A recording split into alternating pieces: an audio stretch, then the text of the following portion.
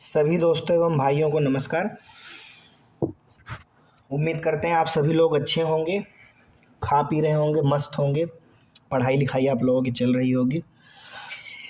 दोस्तों आज हम लोग पढ़ेंगे यूक्लिड विभाजन प्रमेयिका के बारे में। दोस्तों यूक्लिड डिवीजन लेमा तो पढ़ना ही है। यूक्लिड डिवीजन लेमा पढ़ने से पहले एक शब्द आ रहा है उसके अंदर, लेमा ना। यूक्लिड विभाजन प्रमेयिका, यूक्लिड डिवीजन लेमा। तो लेमा या प्रमेयिका क्या चीज़ होती है, जरा इसको समझ लीजिए। लेमा को हिंदी में हम बच्चों बोलते हैं प्रमेयिका, ठीक है। लेमा को हम क्या बोलते हैं, प्रमेयिका बोलते हैं। ये होती क्या है, it is a proven statement. ये एक तरह का बेटा सिद्ध हो चुका कथन होता है, ठीक है। सिद्ध हो चुका कथन होता है, ठीक है। एक तरीके का ये सिद्ध हो चुका कथन है जिसकी सहायता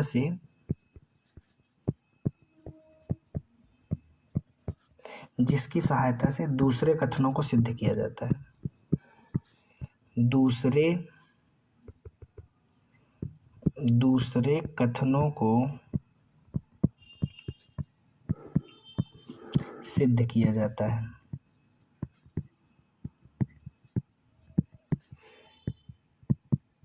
लेमा क्या है, लेमा एक तरीके का स्टेटमेंट होता है जो पहले से सिद्ध हो चुका है। मतलब हमारे पास वो चीज़ पहले से है, वो चीज़ पहले से सिद्ध हो चुकी है, बस उसका हम क्या करते हैं, उस स्टेटमेंट का उपयोग, उस कथन का उपयोग क्या करते हैं, दूसरी बातों को सिद्ध करने के लिए करते हैं, ठीक है। उसी चीज़ को आप क्या बोलते हो, लेमा। मतलब lemma is a proven statement which is used for proving another statement.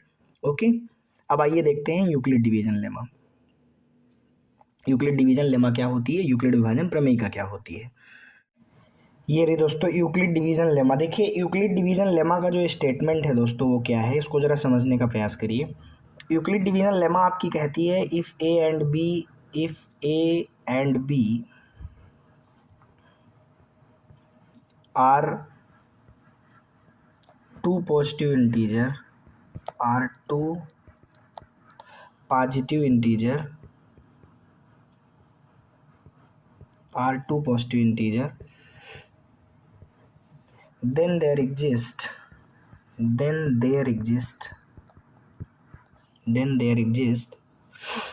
unique numbers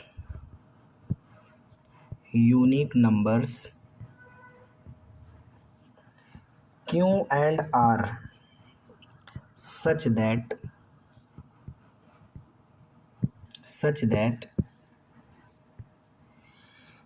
a बराबर B Q plus R, a बराबर B Q plus R, and where r is greater than or equal to 0 but less than b।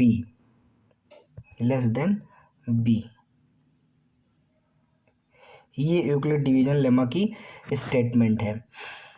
अब ये जो Euclid division lemma की मैंने statement आपके सामने लिखी है, if A and B are two positive integer then there exist unique number q and are such that a बराबर B Q plus r where r is greater than or equal to 0 but less than B.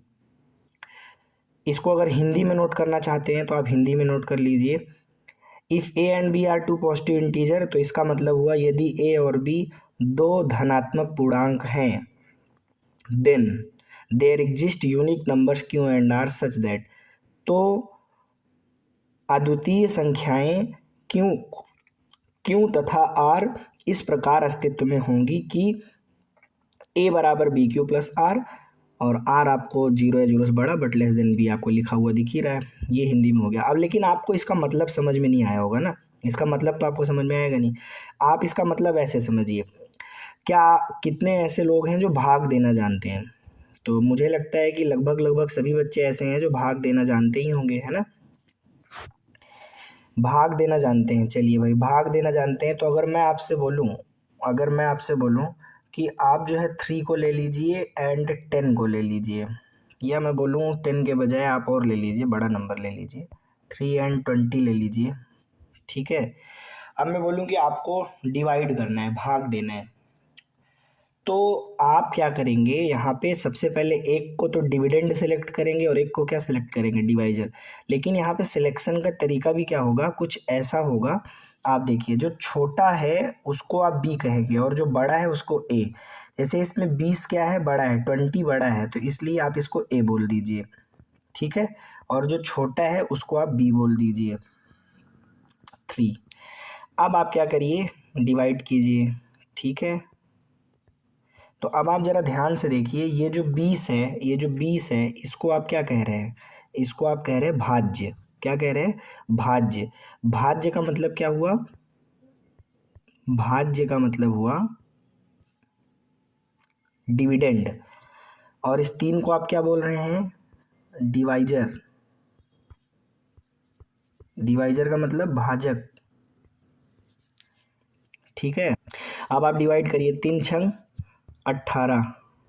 तो जब 20 में से 18 गया तो कितना बचा, 2 बचा, है ना। अब यहाँ पर देखिए, ये जो ऑब्जर्वेशन है, ऐसे ही डिवाइड करके यूक्लिड महोदय ने एक ऑब्जर्वेशन निकाला।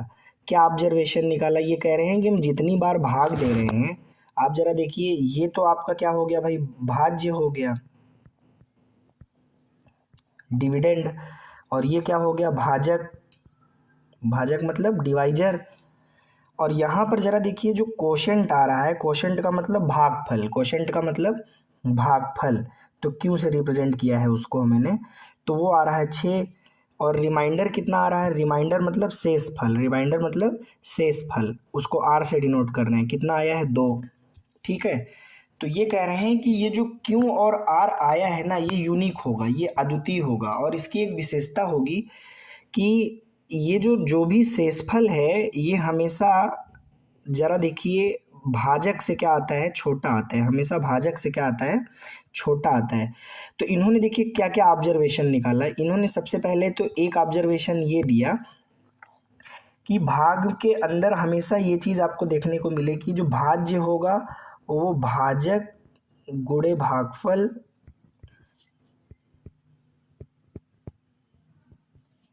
गुणे भागफल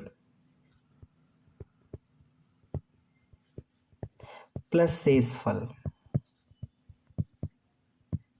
ठीक है। इंग्लिश में इसी चीज को आप बोलेंगे dividend is equal to divisor into quotient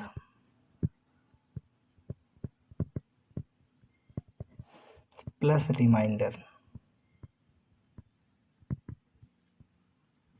ठीक। इसी चीज को इन्होंने नाम दिया ए, इसको नाम दिया बी, इसको नाम दिया क्यू और उसको नाम दिया आर। अब आपको थोड़ा थोड़ा समझ में आना शुरू हो गया होगा, क्या, यूक्लिड विभाजन प्रमेयिका का स्टेटमेंट समझ में आना शुरू हो गया होगा। तो यूक्लिड विभाजन प्रमेयिका का जो स्टेटमेंट है वो क्या है, ए बराबर बी क्यू प्लस आर। इनकी जो सबसे मोस्ट पावरफुल ऑब्जर्वेशन थी, जो इन्होंने लोगों के सामने प्रस्तुत किया, वो क्या प्रस्तुत किया, कामा आर जो है वो 0 या 0 से बड़ा आएगा, लेकिन बी से सदैव छोटा आएगा। यही इनकी मोस्ट पावरफुल जो है ऑब्जर्वेशन थी, भाग भाग प्रोसेस के अंदर, भाग की प्रक्रिया के अंतर्गत, कि रिमाइंडर हमेशा 0 या 0 से बड़ा आएगा, लेकिन भाजक से छोटा आएगा, मतलब डिवाइजर से छोटा आएगा, मतलब बी से छोटा आएगा, ठीक है। यहाँ पर आप इस चीज़ को देख सकते हैं। अगर इस चीज़ को वेरीफाई करना है तो वेरीफाई करने के लिए ये आपके सामने एग्जाम्पल है, आप खुद देख लीजिए। जो रिमाइंडर है आर, आर कितना है, 2, और जो भाजक है वो है 3, ये रहा, दिखा। अब आप देख लीजिए, रिमाइंडर क्या है, छोटा है ना, किससे, भाजक से। ऐसे ही आप कोई भी 2 नंबर का भाग दे लीजिए, जिस भी 2 नंबर का आपको भाग देना हो दे लीजिए, ठीक है। जहाँ भी जितनी इच्छा हो, जितनी बार भाग देना हो, आप अलग अलग अपने हिसाब से, आप अपने हिसाब से भाग लेके देख सकते हैं, ठीक है। लेकिन आपको ये चीज़ ज़रूर देखने को मिलेगा कि जो रिमाइंडर है वो हमेशा क्या है, डिवाइजर से छोटा आता है, ठीक है। छोटा आता है तो क्या क्या छोटा, अब यहाँ पर ज़रा देखिए, ये बात तो क्लियर हो गई कि हाँ चलो भैया, आर जो है वो बी से छोटा है। लेकिन यहाँ पे एक बात और लिख रहा है कि 0 या 0 से बड़ा, 0 या 0 से बड़ा, मतलब रिमाइंडर 0 भी हो सकता है और 0 से बड़ा भी हो सकता है, लेकिन b से सदैव छोटा होगा। तो इस इतनी सी बात का क्या मतलब हुआ? इस इतनी सी बात का मतलब दोस्तों ये निकल रहा है कि अगर आप भाजक जो है, ध्यान से समझिए, ये बड़ी इंपॉर्टेंट बात है। अगर आप भाजक, भाजक मतलब डिवाइजर, अगर आप डिवाइजर को 4 सेलेक्ट करते हैं, मान लीजिए डिवाइजर आपका 4 है, तो अपने आप से, मतलब आपको भाग देने की जरूरत नहीं है। अब नंबर कोई भी हो, किसी भी नंबर को आप भाग दे रहे हो, उससे मतलब नहीं है, बट शेषफल मतलब जो रिमाइंडर है वो क्या क्या पॉसिबल है, या तो 0 है, या तो 1 आएगा, या तो 2 आएगा, या तो 3 आएगा। ये इनकी मोस्ट पावरफुल बात है, ठीक है। मतलब इन्होंने क्या कहा, रिमाइंडर r जो होगा वो 0 या 0 से बड़ा होगा, परंतु 4 से क्या होगा, छोटा। डिवाइजर से क्या होगा, हमेशा छोटा। डिवाइजर से क्या होगा, छोटा। तो इसलिए यहाँ से r की वैल्यू क्या क्या मिलेगी आपको, 0, 1, 2, 3। इसको सेटिस्फाई कराओ। r क्या है, 0, तो 0 ले लिया। 0 से बड़ा है लेकिन 4 से छोटा है, तो 1, 2, 3 ले लिया। तो ये कह रहे हैं रिमाइंडर इतने पॉसिबल हैं। अब कोई भी नंबर लेके आप भाग दे लो, ठीक है। जैसे मान लीजिए आप 10 को भाग देते हो, किसको भाग देते हो, 10 को। 4 से भाग दो, 4 दूनी 8। देखिए रिमाइंडर क्या आया, 2। रिमाइंडर 2 आ गया कि नहीं आ गया? इन्होंने कहा रिमाइंडर इसके अलावा कुछ नहीं आएगा, 0, 1, 2, 3 के अलावा कुछ नहीं आएगा। अब 4 से आप किसी भी नंबर को भाग दे लीजिए, 15 को भाग दे लीजिए, 4 तियाँ 12। देखिए रिमाइंडर कितना आया, 3। आप कहेंगे सर अब की बार मैं रिमाइंडर देखिए कितना लेके आऊँगा, 4 लेके आऊँगा। मैं क्या करूँगा, 16 को डिवाइड करूँगा। तो कर लो, 4 चौके 16। तो देखिए 16 में 16 चला गया, 0 आ गया। तो रिमाइंडर क्या आया, 0 आया ना भाई, देखो। तो कह रहे रिमाइंडर यही आएगा। ये इनकी मोस्ट पावरफुल ऑब्जर्वेशन थी इस प्रक्रिया में, ठीक है, भाग की प्रक्रिया में। यूक्लिड महोदय ने इस भयंकर सी ऑब्जर्वेशन को हम लोगों के सामने प्रस्तुत किया। ये बात तो हम पिछली क्लास से भी जानते हैं। क्या बात जानते हैं? ये बात तो हम पिछली क्लास से भी जानते हैं कि भाज्य बराबर भाजक गुणे भागफल प्लस शेषफल, मतलब रिमाइंडर थ्योरम। ये तो हम बहुत अच्छे से जानते हैं, पिछली क्लास में भी पढ़ा था।